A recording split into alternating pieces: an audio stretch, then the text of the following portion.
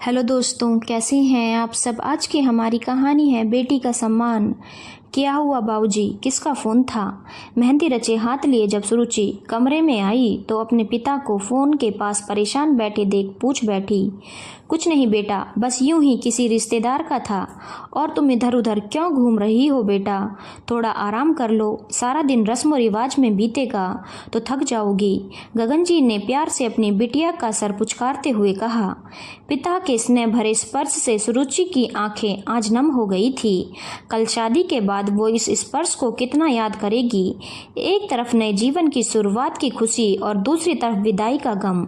लड़की के जीवन का यही सत्य है। बेटा, तुम्हारी सागर से बात तो होती है ना। पिता के इस सवाल से सुरुचि थोड़ा शर्मा गई और सिर्फ गर्दन हिलाकर हाँ में जवाब दिया। उसने कुछ कहा तुमसे? गगन जी ने फिर सवाल किया।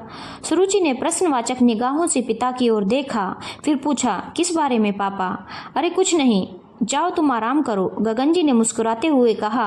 लेकिन उनके चेहरे पर चिंता की लकीरें देखकर सुरुचि को आशंका हो रही थी कि जरूर कोई बात है जो पापा खुलकर नहीं पूछ रहे हैं या फिर मुझे बताना नहीं चाहते।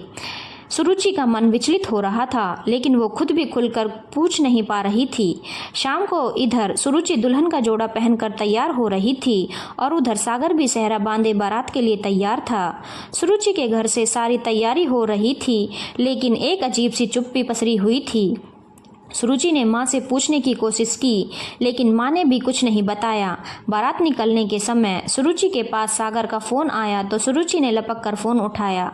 सुरुचि, मैं आ रहा हूँ तुम्हें लेने। मेरी दुल्हन तैयार तो है ना? जी, मैं भी तैयार बैठी हूँ। सागर जी, सब ठीक तो है ना? पापा के साथ आपकी बात हुई है क्या? सुरुचि ने थोड़ा रुकते हुए पूछ लिया। नहीं तो। हाँ, कल पापा की बात हुई थी। अच्छा, वो सब छोड़ो, आज तो हमारी शादी है, तुम बस उसके बारे में सोचो, सागर ने बात को टालते हुए कहा। बारात दरवाजे पर आ गई थी। सबने आगे बढ़कर बारात का स्वागत किया। सुरुचि भी अपने कमरे की खिड़की से बाहर का नज़ारा देख रही थी। काफ़ी देर हो चुकी थी, लेकिन सुरुचि को वरमाला के लिए बुलाया नहीं जा रहा था। कमरे में वो अपनी सहेलियों से पूछती तो कोई भी कुछ बता नहीं रहा था। तभी सुरुचि का छोटा भाई कमरे में आया तो सुरुचि पूछ बैठी, रोहन, नीचे क्या हो रहा है? पापा मम्मी कहाँ हैं? दीदी, पापा और जीजू के पापा लोग सब बातें कर रहे हैं। पापा उनके सामने बार बार हाथ जोड़ रहे हैं, लेकिन वो लोग बहुत गुस्सा हैं। सुरुचि का दिल तेजी से धड़कने लगा।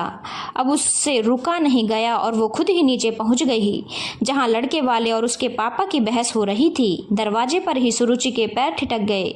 सुरुचि के पापा हाथ जोड़े गिड़गिड़ा रहे थे। समधी जी, जल्दी ही कोई इंतजाम कर दूंगा, लेकिन अभी मेरी गुंजाइश नहीं है गाड़ी देने की।